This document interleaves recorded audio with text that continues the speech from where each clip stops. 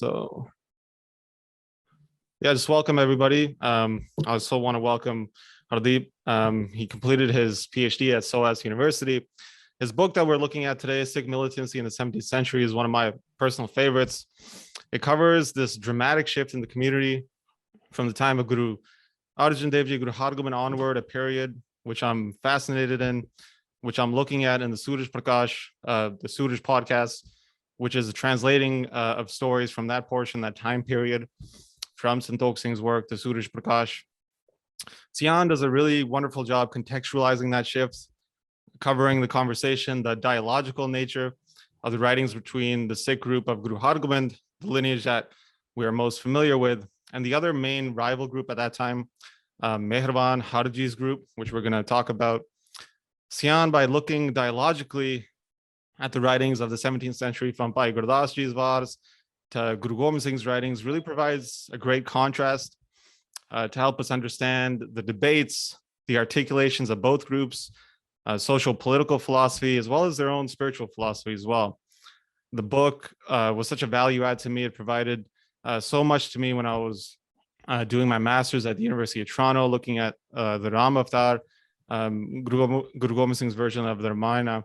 Syan compares Guru Gobind Singh's version of that to Harji's version. So he also wrote another version of that. So the contextualization also of the Vaishnava and the Shakti frameworks through all of these texts is covered by Syan in looking at the Sikh discourses, which relate to militancy and political sovereignty.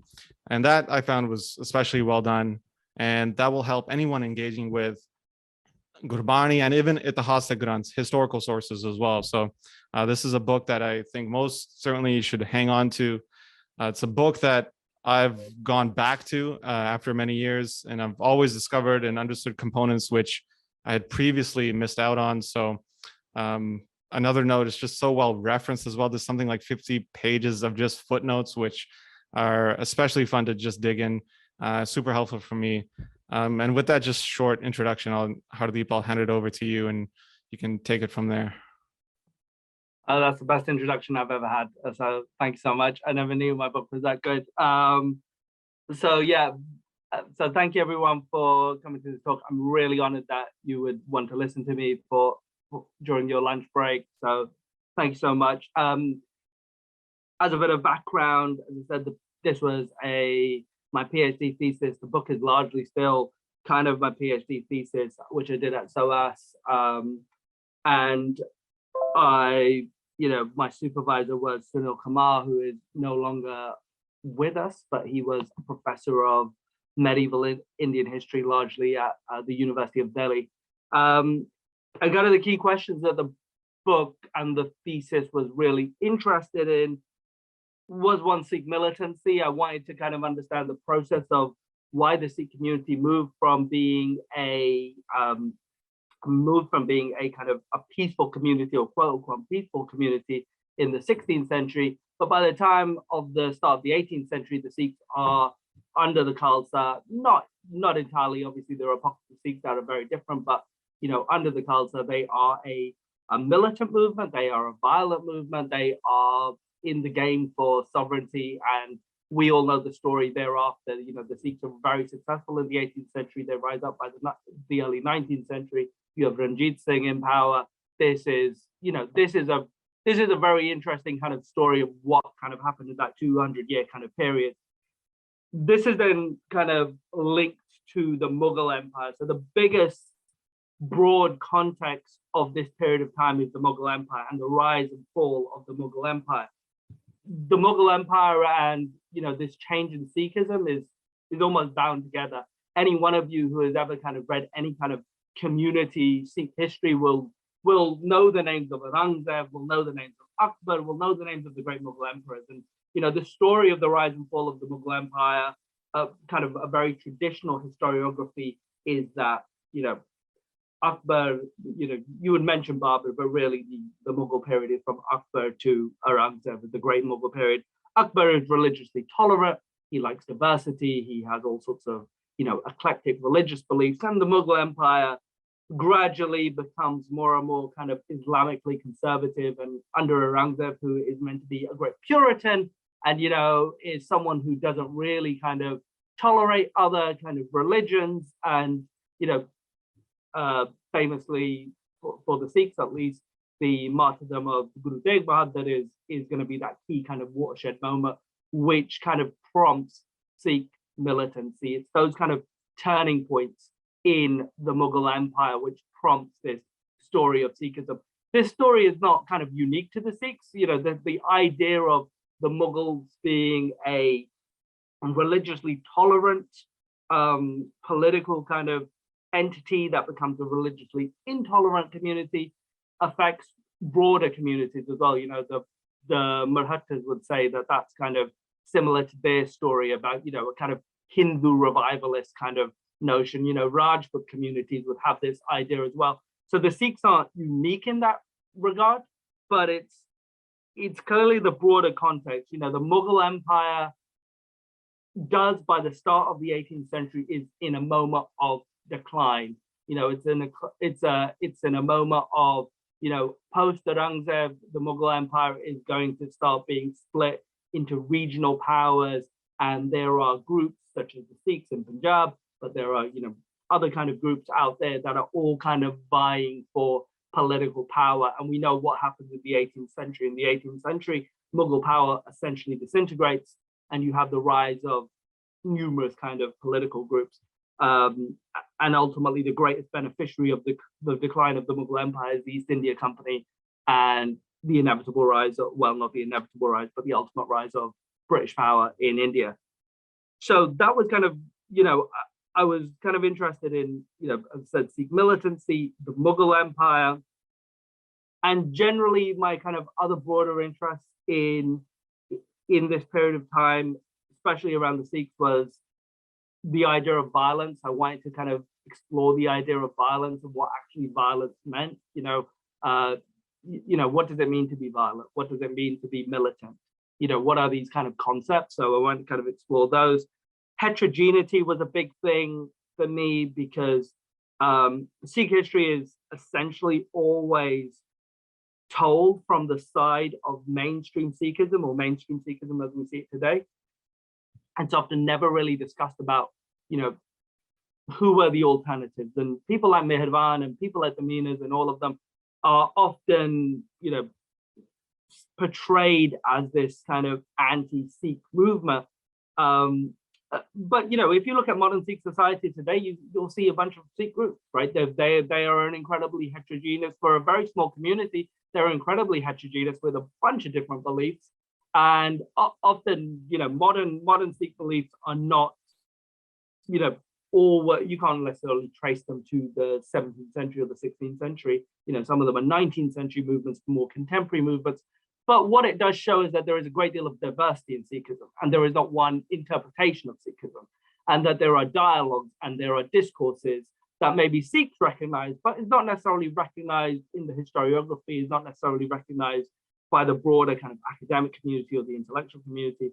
So I was kind of, I wanted to kind of look at that heterogeneity, and I wanted to kind of just explore the idea of what was Sikhism to, a 16th, 17th century Sikh. And, that's something that I never really thought a lot of people had done, or if they had done it, and don't get me wrong, I wasn't the first person to ever sit there and say, who is Mehirvan? Mehirvan is incredibly well known in Punjabi literary circles. He's arguably the most influential, Sikh philosopher of his time. And, but he's often just portrayed as this kind of anti-Sikh, and not necessarily always accepted as being a Sikh in his own right, and someone that was interpreting something in his own right. Whether it was right or wrong, it's a matter for belief, but it's not necessarily a matter for a historian to sit there and say, this is true Sikhism and that's false Sikhism. That wasn't really the kind of question that I was looking at. And then the other kind of main kind of question, again, related to the Mughal Empire, was revisionist Mughal history. And revisionist Mughal history moved away from the idea of religion as the principal mover of the rise and fall of the Mughal Empire. So it's not the case that, you can't just simply say that Akbar was successful because of his religious policy, and you can't simply just take a very simplistic view of saying, well, the Mughal Empire fell under Aurangzeb because of his religious policy. The Mughal Empire was an incredibly complicated administrative and bureaucratic system. It had always faced challenges. The challenges of the Sikhs or the challenges of other groups were not a new thing.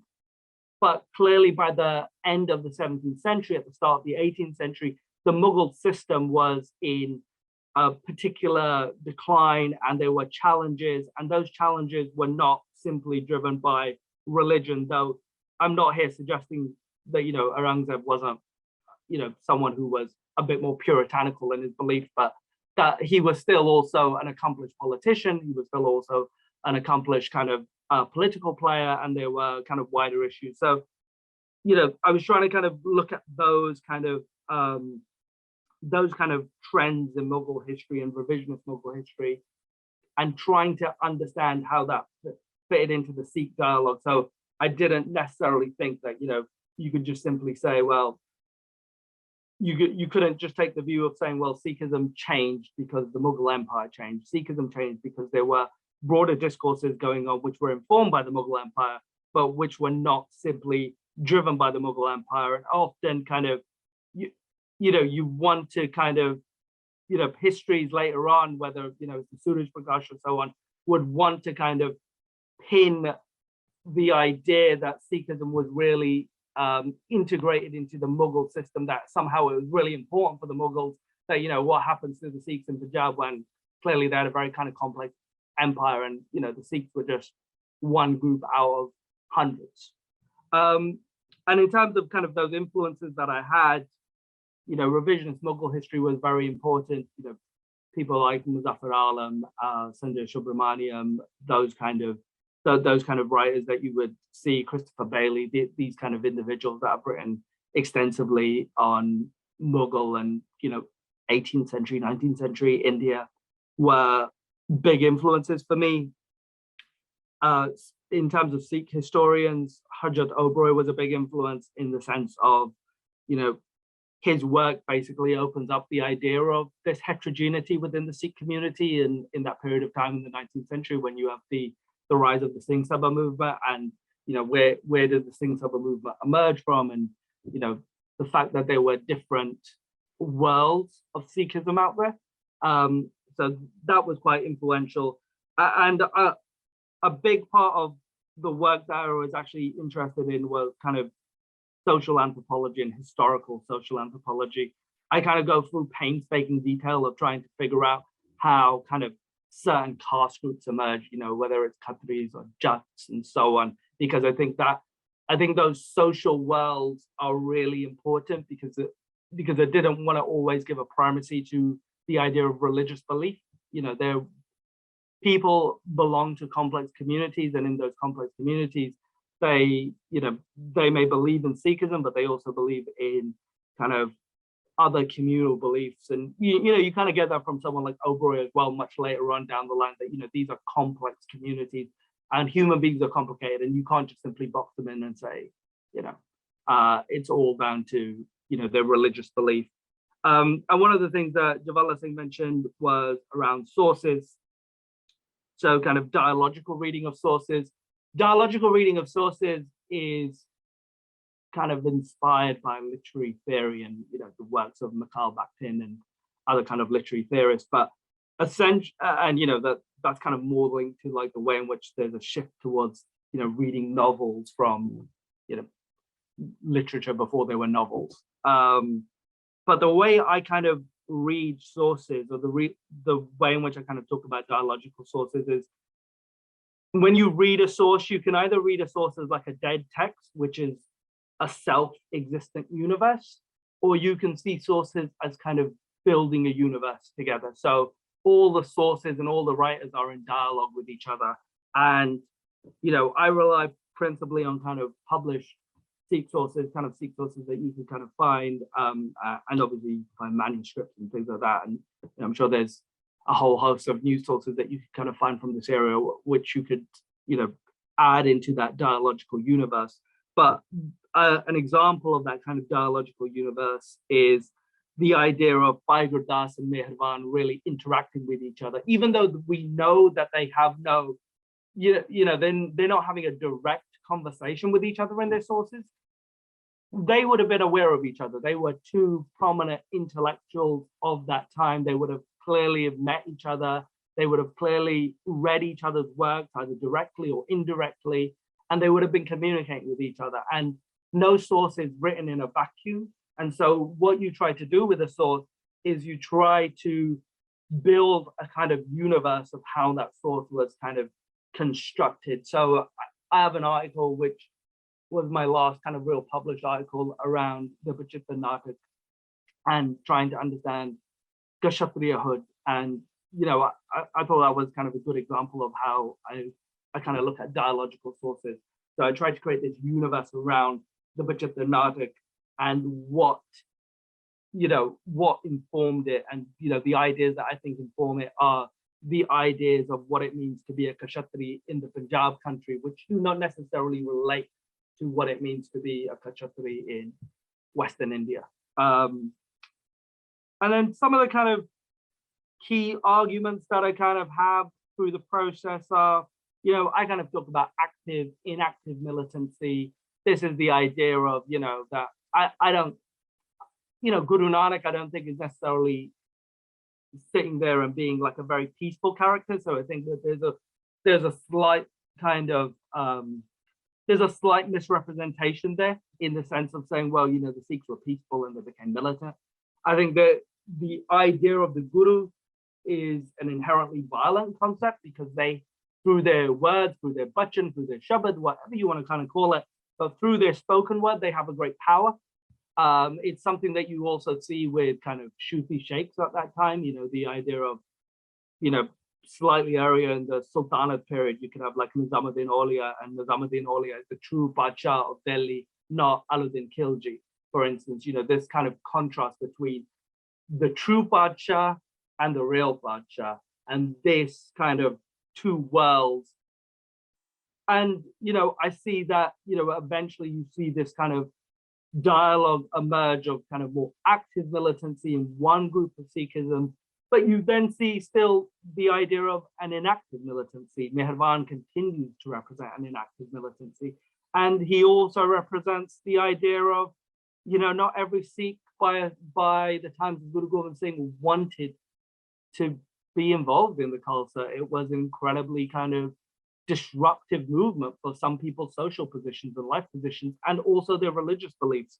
There is the idea of, for example, in the Shri Guru Sabha by Senapati, who is considered to be a contemporary of Guru Gobind Singh, where, he talks about, certain Khatri and Brahmin groups being like, well, I don't want to abandon my social and caste rituals in order to kind of keep caste, because I want to do Baddan, which is like a ritual cutting of hair during death ceremonies. And, the idea of the Khalsa Panth coming in and, saying you need to keep your hair at all times is unattractive to them. And it also relates to other kind of wider issues. I don't want to be a subject of abuse or violence by the Mughal state or, other kind of groups, because, it's just not what I want. The other kind of idea that I kind of wanted to push against was the idea of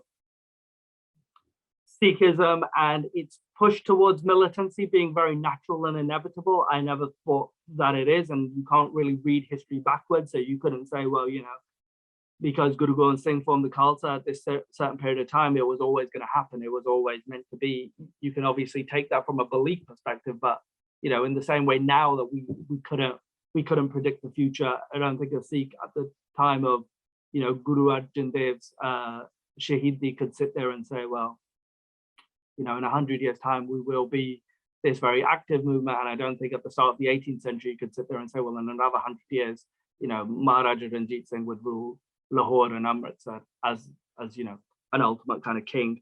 So I wanted to say, that there was kind of an exploration there, and really that kind of discourse. So I wanted to come back to the discursive idea that Sikhism Sikhism was constantly an idea of discussion and debate, and there were all sorts of weird tangents that you could kind of go down. You could have, you can kind of follow, you could follow a kind of mainstream kind of Sikhism, but even within that, you may not necessarily agree with the Khalsa Panth, you may not necessarily agree with everything that the Guru on the throne is actually doing. You may think Mehraban was quite appealing, and there were other kind of interesting groups that kind of emerged at that period of time. But this creates this kind of discursive universe where Sikhism could be so many different things, and a mainstream Sikhism really emerged, and that mainstream Sikhism was Khalsa Sikhism, but that Khalsa Sikhism was largely driven by the fact that it became politically and militarily powerful. And without that kind of military and political power and that kind of sovereignty that was attached to it, maybe Khalsa Sikhism would never have become the real dominant form of Sikhism by, the early mid 18th century. There's a chance they wouldn't have. There's a chance that something else would have come in. Let's say, the Sikhs were just crushed, politically and militarily just crushed in the early 18th century, and they never revived. The success of the Sikhs, and the interesting thing of the Sikhs in the 18th century, is the fact that they survived. The fact that they politically and militarily survived for so long, and they have this sustained vision in the 18th century to say, I'm going to rule, which is remarkable, because they could have been crushed in the early 18th century. I mean, I kind of rambled on there a little bit, and there's a bunch of things there. So I'm happy to kind of take questions and discuss any kind of points. It has been a very long time since I wrote the book, and I'm sure I don't agree with everything that I wrote, which I think is important, because you should never write anything and think that it's good just because you wrote it. Oh, fair. Yeah, we can jump in. I mean, that was a lot of information and kind of setting a foundation from which we can bounce off to. And I just want to open up the floor now. First, if anybody has questions, that feel free to just jump in here. Unmute yourself and we can begin one at a time here. So I'll start off first.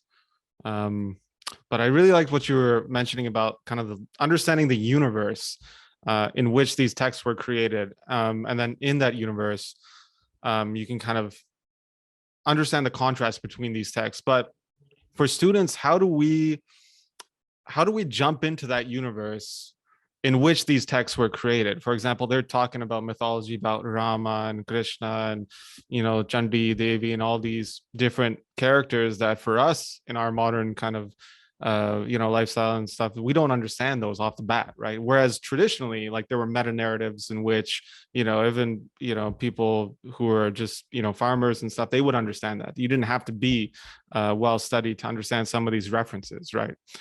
How do students today, like in university, how do we engage with these texts, either historical or Gurbani itself? How do we jump into that universe? I think, look, it comes just down to context and trying to build as much context around the text that you can find. So, if you read, for example, Bhai Gurdas independently and you didn't read anything else around him, then that's your universe. You have no idea why else he would kind of come up with those. But when you kind of read, let's say, Bhai Gurdas, or if you're reading Gurbani, let's say if you're reading, I don't know, Bachitha Natak, the question that you have to ask yourself is, why is the author writing this? What's the point for the author to write a certain way? We all write for an audience. We all write for a context. We all write for a world. None of us are sitting there, even if you were writing right now for a university essay or a thesis or anything like that, you are writing for an audience. You're writing for a supervisor. So, even the ideas of, I don't think it's ever inevitable that you can say, well, the Jat on the street kind of understood everything in Dasan Granth and all those references to Chandi and all those references to, Vishnu easily, because that's not always the case, right? But for the literati, they probably do. The literati probably do understand that, because they would have had a baseline knowledge to be able to write those texts, and that's who we're kind of looking at. So, I think the way you jump into it is you kind of have the context, you try and read as much as you can, and you try and understand the amount of sources that are out there. And once you kind of get those sources and you're reading those sources, the question becomes is, well, why does the author want to write that? So it's kind of like what we were talking about there before, where you could look at Varshiri Pagoti and you could say, well, Guru Gobind Singh starts off, let's say, if you believe that Guru Gobind Singh writes it, but for here we will assume he does. He writes a lineage and he says, this is my lineage of 10 gurus. And you could take Mehravan, and Mehravan says, well, this is my lineage of 7 gurus. Well, why would he write that? Who's he writing it to? Who's he communicating it to? And I think an important thing about a lot of these sources is that they're not meant to be written sources. They were not ever meant to be a part of a written tradition. We are more part of a reading culture. So we sit and we read these sources and we kind of contemplate these sources. But, you know, in this period of time, most people would have never, ever come across a manuscript of the Guru Granth Sahib, for instance. I mean, there weren't that many manuscripts out there. There would only been a handful of manuscripts. Most people would never have seen them. Most people would never have known them. These were meant to be dialogues that were communicated to people. So they would either have been kind of sermons, they would have been kind of conversations, they would have been sabas. So again, it's trying to kind of, so I look at these sources and I kind of look at the context. I try and find as many sources as I can. I try and think, who's the author writing to, either in the past or currently? And I'm trying to think of the forum in which they're doing it and why they would do that forum, because they're not writing for me. Bhai Gurdas is not writing for me today. You know, he's not writing for someone who's 500 years away from me. He's writing for someone who's there and there at that time, and he is trying to engage them in a conversation. So it's the same idea of, you know, why denigrate the meanings? You know, why denigrate them? You denigrate them because they are a living group there and then, and you want people to know, I don't like them. So, you know, that's what you're trying to do. You're trying to have that kind of conversation with people. So I don't think there's any kind of magic to it. You know, you just need to you need to kind of think of these sources as lives, and that's why I see them as human lives, and I see them as human dialogues of people that are trying to figure out the world around them, and they're figuring out that world through interactions, and it's the same thing that anyone does at any point in time. Awesome. Yeah. We have a question here in the chat here. Do you ever find parallels between Sikh debates of old and today? Like, you know, the Gurdwara scene today in Delhi, this commenter is saying that, you know, it reminds me of Siri Gursoba about, you know, the fights within the community versus, you know, paralleling that to today. Is that a connection you make as well? I mean, I don't really try to make too many parallels with kind of modern Sikhism, other than the idea of heterogeneity and the idea that, you know, modern Sikhism is diverse, but historical Sikhism was diverse. So the idea that, you know, the Sikhs are and have been from the beginning of time a unified community with one view and one, you know, perspective is not true. You know, they have multiple views and they had multiple perspectives. That's not to say one view is right or one view is wrong. You know, that's obviously a matter of personal belief and personal kind of preference. But what I think what kind of modern debates highlights is that, you know, Sikhism is a living discourse, and it's a discourse worth having, and we shape that discourse. Sikhs today shape that discourse. They continue to shape that discourse in the same way that people in the past did. So, you know, if you think that there's, you know, there is never, I don't think there's a kind of, I don't think you could sit there and say, well, you know, I'm fighting for some sort of original Sikhism that was, you know, if I go to the 17th century, you know, and I go to the time of the Gurus, that this is like the perfect Sikhism that perfectly existed. So I think you could obviously just see parallels in the sense of the diversity in modern Sikhism is also present in historic Sikhism. But, you know, they are debates for, they are new debates, and they're not necessarily going to be the same debates. Right. Yeah, well said. Amrit has a question here. Yeah. Firstly, thank you, Jvala and Berkeley, for letting us get involved. Cambridge Sikh Society, thank you for having us. I found one particular part of the book quite interesting, the discussion on folk tales and their endurance through this period. That, you know, even their emergence through this period, as like later on we see like Jagadaku, Surma, these kind of stories come out, and their latent violence, that they're very outwardly strongly violent, and they're quite tied in with communal identities that you rightly point out Sikhi doesn't overcome, really, right? Sikhi doesn't get rid of these communal identities, it sort of integrates within them. I was wondering if their endurance through this period and later on beyond the purview of the book, really, does that speak to a gap between mainstream Sikh opinions on violence and mainstream Punjabi views on violence, especially today when we think of, I guess, the contrast between how people are viewing the farmers' protests and agitation with regards to the farmers, and maybe situations with Bidby and how that's been sorted out. So, yeah, could you speak a little bit on that, possibly? Yeah, I think like the idea of there are clearly multiple ideas of violence and what violence could mean. So there are clearly always going to be folk tales and, you know, local ideas of violence. So I think the way in which I've often split it, and in some of my articles I've kind of spoken to it, is the idea that I think that there's, in order to kind of, the kind of violence of Sikhism was often a violence of a great universe. They build a great universe, or they embed themselves into this kind of great universe of Kshatriyahood. They see themselves as something far more than a local violent movement. And I think you have to, because you're looking at this period of time, if you kind of look at Rajput tales, you look at other kind of groups' tales, that in order to be a king and in order to be kind of that kind of global sovereign, they are connected to deeper stories of you know, Durga and Vishnu and this kind of world of sovereignty that is not a local form of sovereignty.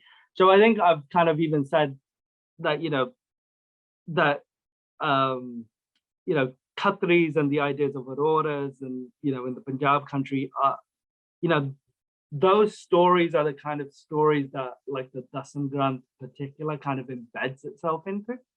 And that's a kind of elite level violence. And I think that's the kind of, those are the kind of narratives you'll see in 18th century Sikh texts. And, you know, they are Sikh texts because they see themselves as Sikhs, and they see themselves as Khalsa, and they see themselves in that kind of way. And they don't refer to themselves as having local feuds or local debates, or, you know, it's not about ijat, it's not about any of these things. It's about being a grand Kshatriya that's embedded in this kind of great universe. And I think a lot of those local kind of folk tales, like, you know, a lot of them are going to kind of be related to, let's say, Jat identity and the idea of what it means to be a Jat. Those tales often aren't great kind of, you know, great narratives. They're not narratives of kingship. They're not narratives of, I'm going to take on the world. They are narratives of, you know, my personal pride, or my kind of vendettas and those kind of ideas. So I think that they always persist because they exist on a local level, but they aren't the kind of narratives that you will find in the Dasam Granth. They aren't the kind of narratives you find in 18th century texts, because they are trying to talk about something far more grander, because they're trying to do something far more grander, which is that they want to be kings. And, you know, Guru Gobind Singh's works are often an elevation from a local narrative. And a lot of these ideas are an elevation from a local narrative. But those local narratives continue to persist because these people are complicated. These people aren't just simply, you know, just because the text is written and I've got the text in front of me doesn't mean that people are paying attention to it in the same way today, right? You know, you can talk about all the high texts that you want. You can talk about the Guru Granth Sahib, you can talk about the Dasam Granth. Doesn't mean anyone's paying attention to it or reading it or understanding it. And it's the same case if you're in the 18th century. And those local ideas of violence will always persist. But you know, every military community in that period of time that achieves any sense of real power has a narrative that transcends the local, you know, because local violence is not concerned with the universe. it's like being a hooligan compared to being a, you know, a warrior. So there are those kind of contrasts. So those ideas will always, they continue to persist. And, you know, maybe, I don't know, I'm just speculating here, maybe like the decline of kind of a Sikh, modern Sikh kind of violent identity, you know, the kind of decline of the Khalsa kind of identity as a kind of really violent identity has kind of led to, for many Sikhs, a rise of a kind of violent Jat identity, and maybe we see that a lot more now. But I mean, that's a pure speculation. Awesome. I see Jesse's comment in the chat there, but we'll go to Mauricio first. He has his hand up. Mauricio? Sure. Thank you very, very much, both for the talk and for the book. I especially appreciate the dialectic that you talk about in terms of the householder ascetic versus the householder sovereign. Reading that through work on Rajput's and Cynthia Talbot's work, I think is really important in terms of like the Prithvi Raj Raso and sort of larger trends. I was wondering if you could be, I mean, in the book, you sort of hint at traces of Sufism, and it's pretty clear when you articulate the householder sovereign that that's in relationship to Rajput kinship, Rajput systems. How would you disarticulate the ascetic? Is it the fakir? Is it the Sufi? Is it the sannyasi? Is it the jogi? Is it some combination of all of them? Were they all understood in the same way, or were they as differentiated as the different kinds of sovereignty that you talk about?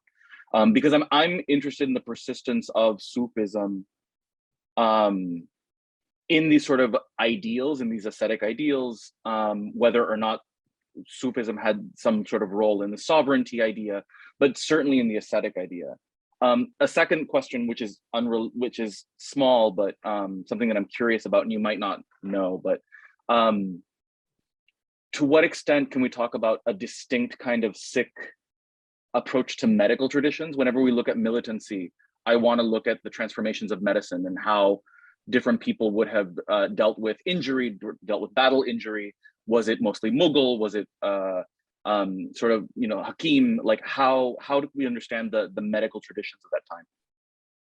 Yeah, on the first question, I think the idea of the ascetic would probably be a slight kind of combination of a bunch of traditions,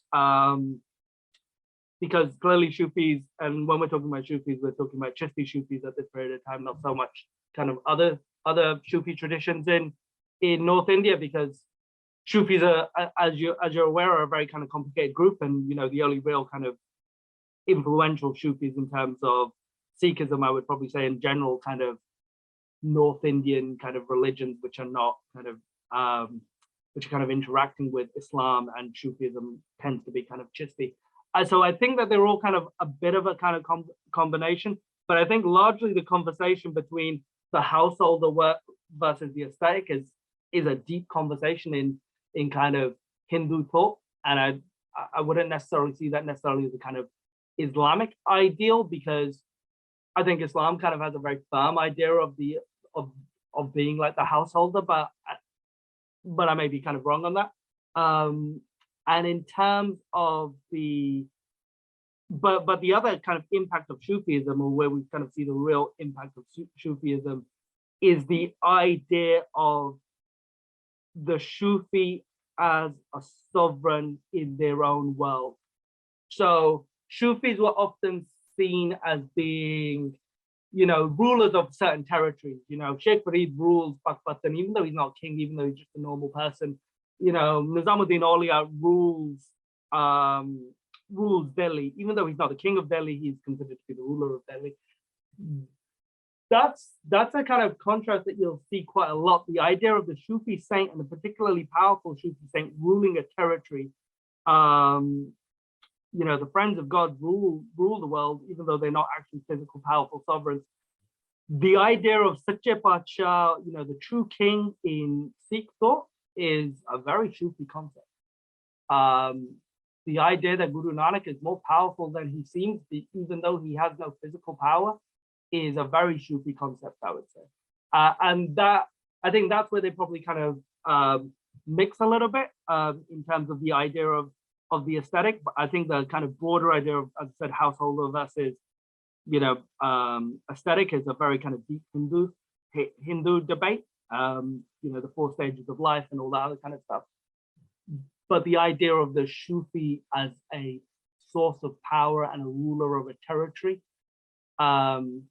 is very kind of integral to early kind of Sikhism in that debate. And I also think as well, the way in which you can kind of see them meld all together is the idea of words. I think Sufis are powerful in terms of their words in the same way that a Hindu would be. And I think, if you kind of look at Rajput texts of that era of time, they simply, see, Sufis as people that can influence the world through their words, in the same way that if he was some sort of Hindu yogi, they could do it. Words are powerful and words are violent. And I don't think you necessarily see the distinction between, a Sufi and a Hindu. You just see them as people that are connected to this big, unknown spiritual universe. In terms of the medicine tradition, so obviously you have the kind of rise of kind of, the history of kind of medicine in India. I think Zimmerman and kind of a few others have kind of written quite a lot of it, like Buddhist traditions, Hindu traditions, and the rise of Ayurveda. And then, you have Islamic traditions, which are kind of influenced by Greek thought. I think it's something interesting to explore, but largely from what I'm aware of, Sikhs would have continued to use Ayurveda, and they would have continued to use Ayurveda very heavily. It would have been the main medical tradition that they would have been aware of. I think there's, I think there'll be quite a lot of, I could imagine most Sikh texts being quite agnostic on the idea of what's the best kind of medical tradition. But by the 18th century and the rise of kind of warfare and the need for, as you kind of mentioned, battlefield medicine, it would be a lot of kind of Ayurvedic stuff. And I'm sure it became a lot more kind of embedded. And I'm sure there's an interesting kind of history to explore on, the kind of intoxicants that Sikhs would have used, whether it was kind of cannabis. Bhang is obviously very well known in the 18th century, and it becomes a kind of big tradition. The Hung traditions today continue to still, see Bhang and cannabis as important. You would see all sorts of other kind of interesting stuff. So I think there's quite a bit to explore there, but I think you're looking at a lot of Ayurveda. Okay, we got perhaps a quick question here by Jesse. Can you please comment on the various references made to Hindu mythology in Guru Granth Sahib? If you want to handle that. Yeah, sure. I mean, it's obviously a very broad question, but Hindu mythology is an integral part of that world. Obviously, some people may kind of take the view that some Sikhs have a belief in gods and goddesses and that big universe. Other people could say it's metaphorical and so on. So, it's obviously a part of that intellectual context, and you probably couldn't, write a text like the Guru Granth Sahib or communicate to that world without those references to kind of Hindu mythology or other kind of mythologies. If there's a more precise question there, I could kind of answer it, but that's kind of a general kind of response to it. Yeah, I think that's a good response, going back to the universe, right, in which these texts originated. There's a question here from Manny. 2 questions. First, in your research, did you find a correlation between the rise of Islamic conservatism during the times of Aurangzeb and the entry of the East India Company? How did this relationship with the East India Company have an impact on Aurangzeb's political rule compared to previous Mughal rulers? I don't think there's much of an impact, because the East India Company, even by, so Aurangzeb is basically dead by the, I think he died in the latter years of the 17th century, or just at the turn of the 18th century. So the East India Company never really kind of rise to any prominence until the mid 18th century onwards. They are slowly building a kind of commercial enterprise in Bengal and in and around Bengal, and they've been in India since the days of Akbar. But they're a small trading post, and they kind of grow. I don't think if you're looking at the time of Aurangzeb's Islamic conservatism would have had very little impact on the East India Company directly at that period of time. You know, the impact really that benefits the East India Company is the disintegration of a central Mughal empire which had power. So by the time you get into the 18th century, you have disparate groups. You know, the Mughal Empire has become a regional kind of empire, and you know, the main players in that world are former Mughal governors that no longer want to be, you know, a part of the Mughal system. And that's really, that kind of power vacuum is really how the East India Company rises. Okay, and kind of the second question along with this and related to Mughal politics is actually a text that you mentioned in your book, Ugurdanti. The question is the term Turk and Mughal used interchangeably? Because this gets referenced in that text, Ugurdanti by Guru Gobind Singh. Yeah, I mean, the reference to Turk, you know, people would say, well, you know, maybe refer to Muslims generally, but you know, Turk probably the safest translation would be that it refers to the ruling classes and people of the ruling classes rather than Muslims in general. I mean, the reason why you'd use the word Turk is because the Mughals would be regarded as Turks. And, you know, I think if you use the word, you know, Mughal is in actual fact, you know, the Mughals were actually Mughals. Mughal means Mongol in Arabic. And in actual fact, the Mughals were Timurids. So they believed they come from the traditions of Timur Shah. So they would have actually found being called Mughal slightly insulting because they're only Mongols on their maternal side. So when in Sikh text they use the word Mughal or Turk, generally, you know, I'd say it's probably interchangeable. There'd be no kind of, they're referring to the same group of people. I would say for those who want to look into that further, Anne Murphy did some work on this in her article, Thinking Beyond Aurangzeb and the Mughal State in the late 18th century Punjabi Braj source. And she's looking specifically at Gurbalash Pasha Dasmi by Kaur Singh. So that's a good article to take a look at, and it dives into that question a little deeper. So Tegpreet also has a question: if the Khalsa and the emergence of militaristic qualities in Sikhi are a reaction/response to the Mughal Empire, is it wrong for some Sikhs to think that the Khalsa and the practices are not needed anymore? Also, he says, compared to Puratan Sikhs and their practices, are we as a community already demilitarizing our faith? If so, is it natural occurrence or more deliberate? Yeah, I don't think that. I think part of like the argument that I have in the book is that I don't think it's simply reactive. So I don't think that you can take the idea that that Sikhism or the violence that emerged in Sikhism or the rise of Khalsa Sikhism under Guru Gobind Singh is simply reactive. I think it is an expression of justice and what they kind of see as justice. So, you know, are Khalsa practices needed anymore? Or people could say, well, they're not needed anymore because, you know, the Mughal Empire is long gone and, you know, Sikhs don't need to kind of practice the beliefs of the Khalsa. Obviously, you know, however one wants to interpret the Khalsa and those beliefs is kind of up to them. But, you know, I would say that there are broader kind of discourses of justice, and those discourses kind of continue today. So, you know, I don't think that the Khalsa Panth is simply a reaction to the Mughal Empire. So you could continue to, you know, to argue that, well, you know, the Khalsa is perfectly needed, and, you know, the Khalsa's ideas on, let's say, keeping a Kirpan and the idea of violence and those kind of things for justice are perfectly justified in today's context. And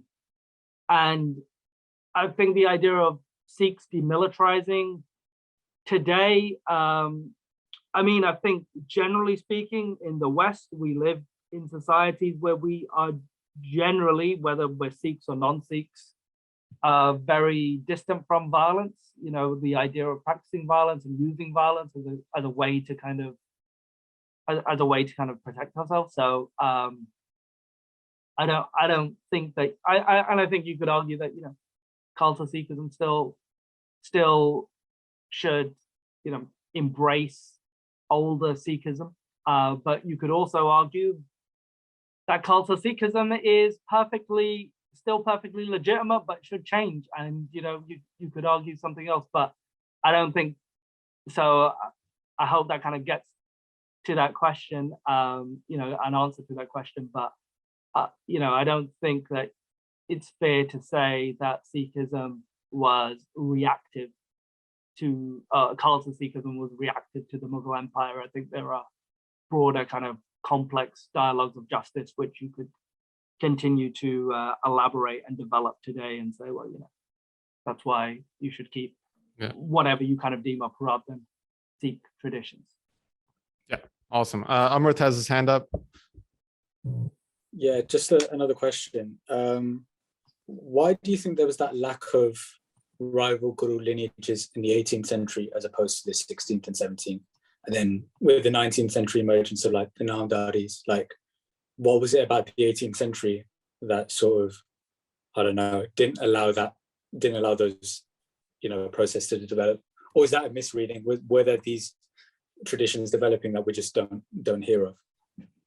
Yeah, no, I think in the 18th century there is plenty of diversity amongst the Sikhs. There is obviously by the 18th century, because the Khalsa becomes so prominent a group in terms of its political and military status, it kind of has that dominant position. And the 18th century is a very violent world, but there is tremendous diversity in the 18th century, even within the Khalsa. You have, if you look at later texts, you'd have kind of like Banda Singh Bahadur is often deemed to be Bandaya Khalsa, Tat Khalsa, the idea of different kind of Khalsa groups. The Mehraban tradition is still active in the 18th century. You have plenty of kind of enclaves of those.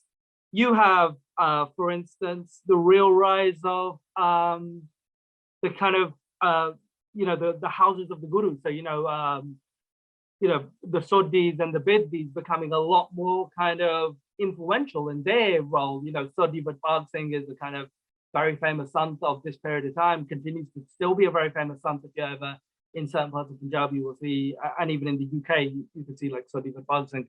And they are all present in the 18th century. So yeah, in the 19th century, you find kind of different groups like, the Namdaris, but even the Namdaris don't trace themselves to the 19th century. The Namdaris trace themselves much older in time, because the Namdaris have to build a gap between Guru Gobind Singh to essentially the Ram Singh, and that's the same with any Sikh group. Sikhs, in order to be a Sikh offshoot, you have to have some sort of lineage to Guru Nanak. It's often the case, like, you have to build a gap. You can't just, almost every Sikh basically believes in Guru Nanak. It's almost kind of, if you don't believe in Guru Nanak, kind of got a bit of a problem in trying to justify whether you're a Sikh or not. The rest is kind of up to you of how you want to kind of build your story. So in the 18th century, it's incredibly diverse, but you do get the rise of the Khalsa Panth, and the Khalsa Panth is successful, and it builds this new discourse. And it's the reason why it's successful is because it's politically powerful, but that's not necessarily the case that everyone believed in those ideas. So even amongst the Khalsa, they believed in different ideas.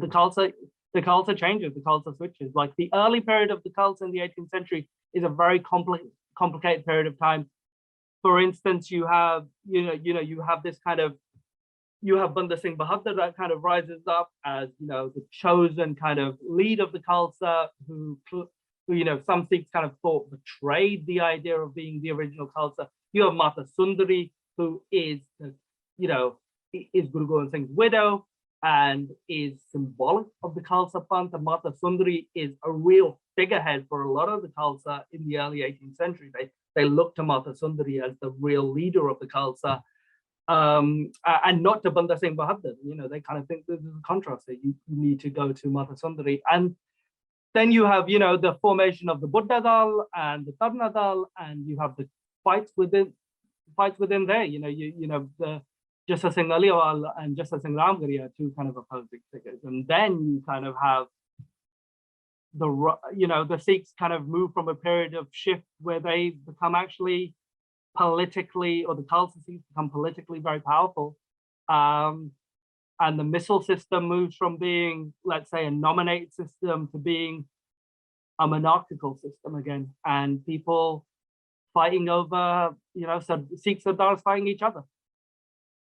And, there's no more kind of, it's not necessarily brotherly love, right? They're fighting each other for status and for power and, for kingship. And, the idea of, the idea of monarchical rule, I think, is quite interesting, because I think a lot of Sikhs refer to that period of time as Republican, but I think it struggled to articulate why they are a genuine republic, or why Sikhs believe in a republic as opposed to monarchy.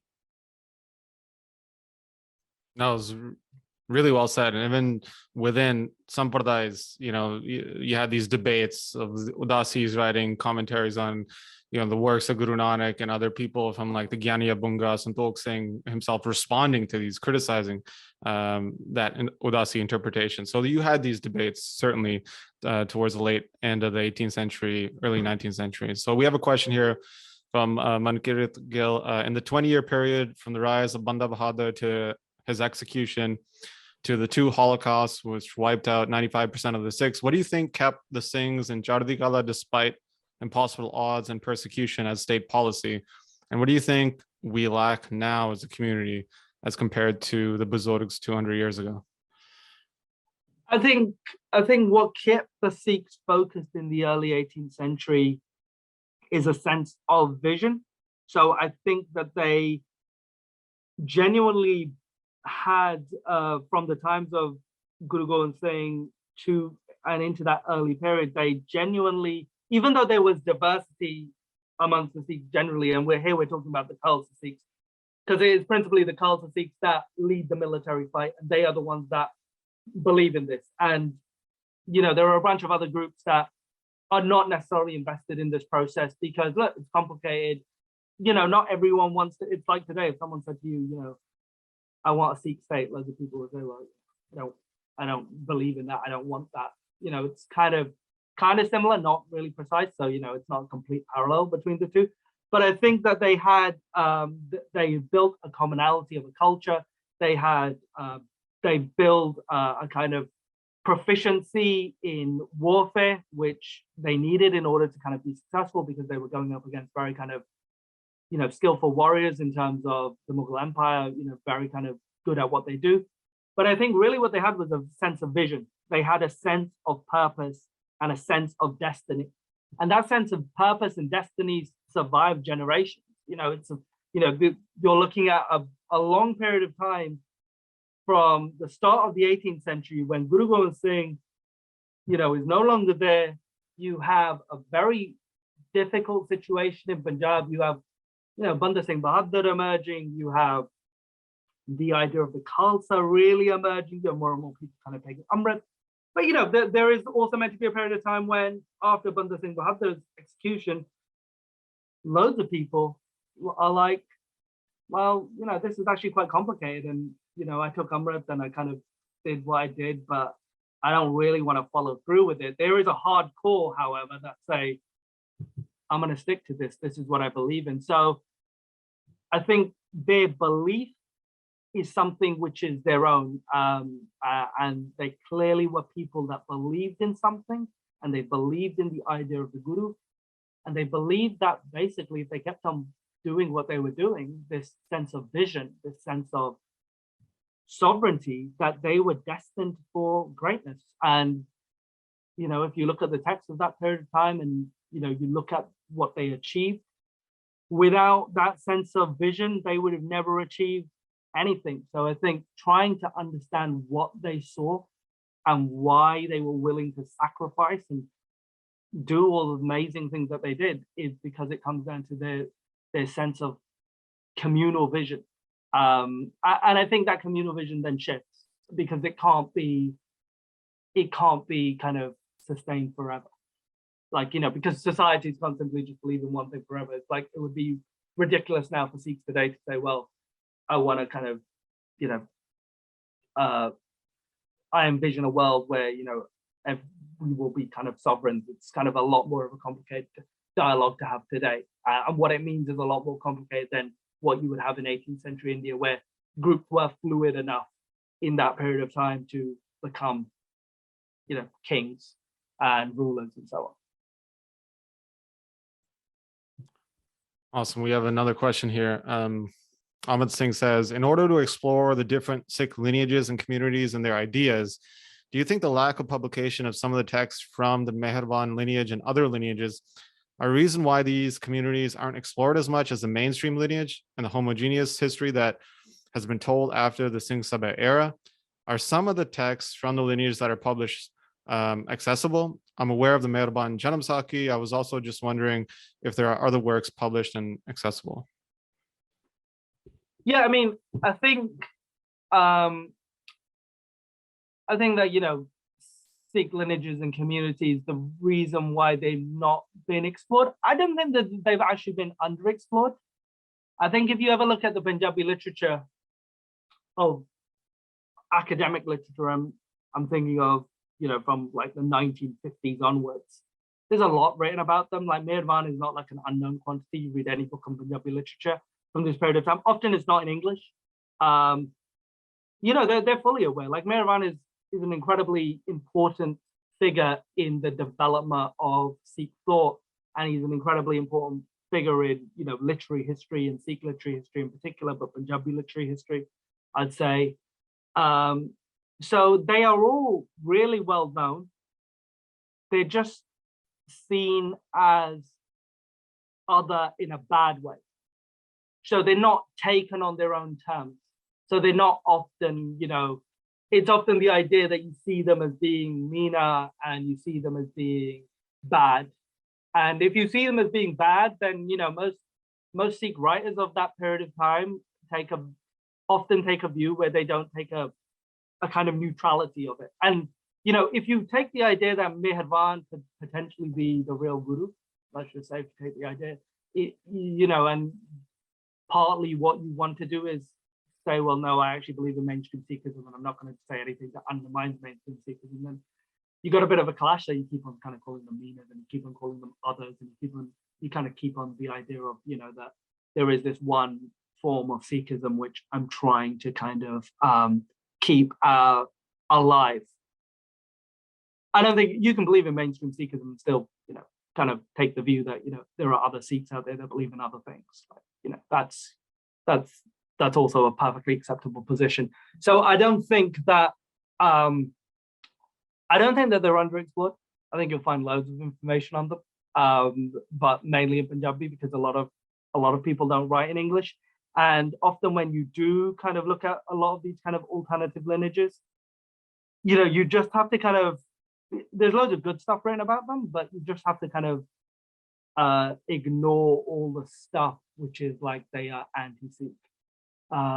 You may still think they are anti-Sikh depending on your beliefs, but if you want to kind of really kind of understand them on their own terms and what they were doing, then you have to kind of divorce yourself from the idea that they are anti-Sikh, and you have to take the view that they were sincere individuals trying to understand Sikhism in the same way that you today may be trying to understand your own Sikhism.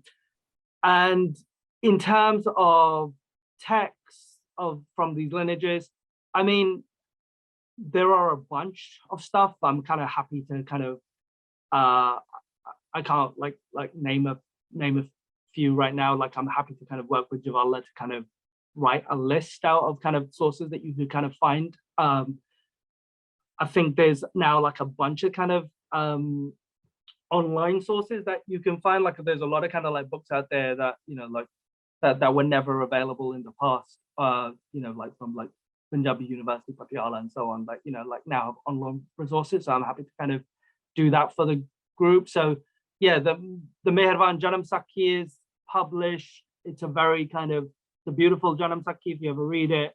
And that was published by Jvala Singh, who's a very famous scholar, and I wrote a lot about Meherban. The works of like his son, so Meherban's son Hardip, again a very famous writer, like the Goshti, Guru Meherban, they're all kind of published as well. But I think the problem that you will have if they're not available online, they were all published a really, really long time ago, like in the 50s and the 60s, a lot of these texts. And, you know, there's not many libraries probably in the world that actually keep them because they were just published a really long time ago. But I'm happy to kind of write a kind of list of kind of sources that I think are interesting. But you'll find a bunch of stuff. You'll find a bunch of stuff on all these different kind of Sikh lineages. They're all interesting in their own right. Bouncing off of that, Amar Panesa has a question here. He's Ramblings of a Sikh.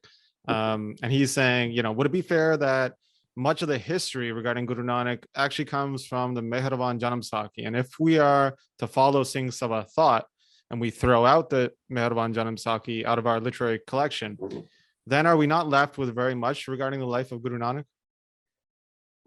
I mean, I don't think it's entirely the Mehraban Janam Sakhi, because the Mehraban Janam Sakhi is, you know, like Hugh MacLeod is probably in English, has probably done the most detailed study on the Janam Sakhi that you can kind of get. So the Mehraban Janam Sakhi is obviously very important. But, you know, you have obviously other Janam Sakhi traditions, which are not necessarily anything to do with Mehraban, you know, like the Purathan tradition, and, you know, there's the Ard Sakya and so on and so forth. So you have a bunch of kind of traditions. The life of Guru Nanak is slightly kind of complicated, I would say, from a historical perspective, because, you know, you're gonna get kind of details, and we have kind of rough details of his life, but, you know, you're not going to get a full blown out kind of biography.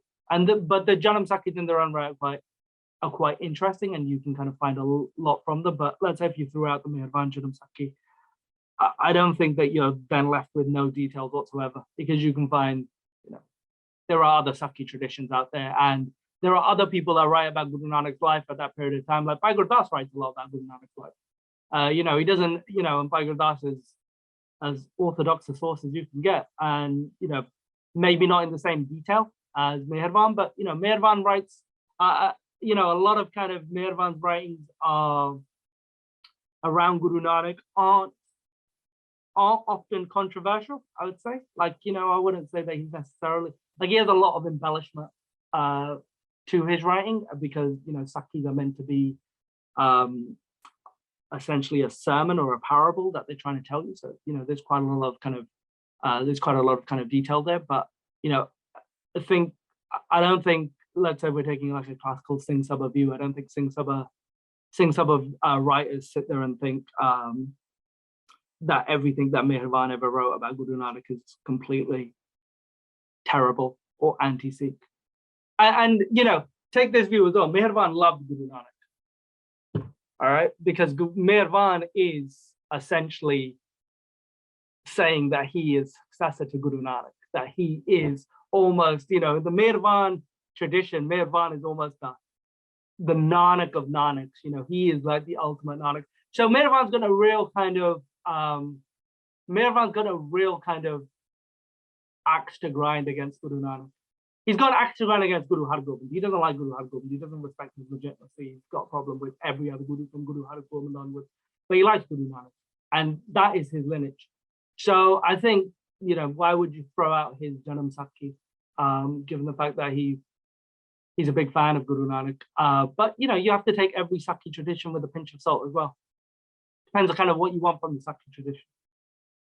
And that approach, I just want to add, is something that other people, even like people like Santokh Singh, when he's writing his Nanak Prakash, he's saying that he's compiling this to kind of sift out, in his mind, the junk that has kind of crept into the Janam Sakhi tradition. So he's presenting his own version there as well. So, you know, that taking things, you know, looking at them from different lights is something that has been in the tradition for a while. I did want to add, Amar Pranesar just added here that he wanted to thank you for writing your book. It's been an amazing read. And he says, I would love to host you on the Soch podcast, which is his Ramblings of a Sikh account. So he doesn't have his mic set up, so I was relaying that. But if anybody else has any questions, please put up their hand, or just throw it in the chat, and we can have a discussion. It is an hour and a half about, that we've been going on this. So I did want to kind of wrap this up in the next 5 minutes. We've actually exceeded the time.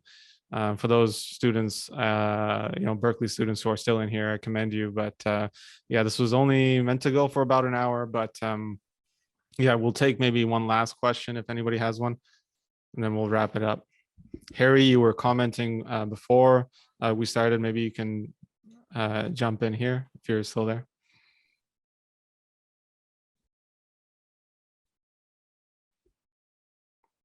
Well, if we don't have any questions, I did want to thank Hardip for coming in. Your book has been, an inspiration for me for many years. Ever since I read it, even before my master's, it was something to look up to. And then when I got into my master's, and now I'm still reading it over and over again, and I find interesting components of it. For me, like, it was such a big thing to see that, yeah, there were different, perspectives, different ways to think about the gurus. And that's something that for those who are listening to the Suraj podcast, it comes up. Like Santokh Singh is writing about the different groups who are looking at Guru Hargobind, and they don't see what they think a guru should be. And that's really interesting, because that's often the analysis sometimes that when we look back at Gurbani for, when people perhaps criticize the writings attributed to Guru Gobind Singh, they think that, oh, my guru could not have written that. And that is a thought that people have had for some time, that people even were looking at Guru Hargobind saying that my guru wouldn't do this. And they obviously fell into the Mehervan camp. But so just understanding that people were human, they had these different perspectives was really fascinating, and that how that went back a long time. So Hardip, if you want to add anything to close up here, I want to thank you again from all of us at Berkeley and Cambridge who kind of joined us. And everybody else who joined the talk as well. Yeah, no, thank you so much for having me, and thank you for the questions. It's been super interactive. As I was saying, look, the book was written a long time ago, and no book is perfect. And I've written a couple of articles since then. But the book's there to be challenged. I see all the flaws in the book. So please don't feel that that the book is perfect in any kind of way. I think the most important thing, and the thing that I always find very interesting, is that the idea of diversity of Sikhism is a reflection of your own world as well, in the sense that there are multiple views out there, and there are multiple kind of ways of thinking, and there is no singular way of thinking.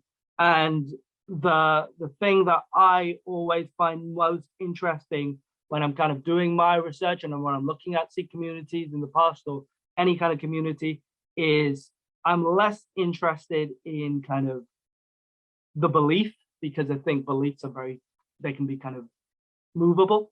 But really what I'm interested in are the things that make us human. And, that's life and death and marriages and all those other kind of interesting things.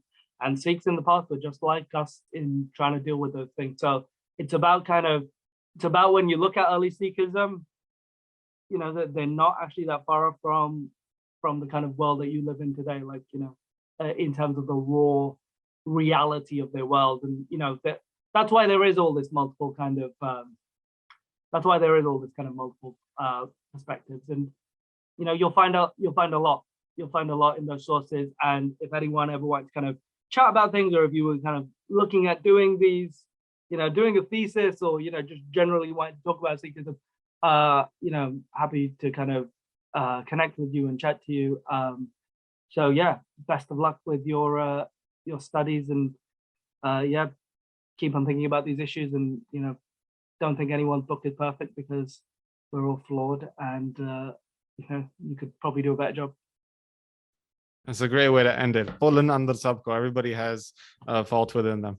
So but yeah, thank you again, Hardip, and I'm going to close up here. Thanks for everybody who attended, and yeah, have a good one.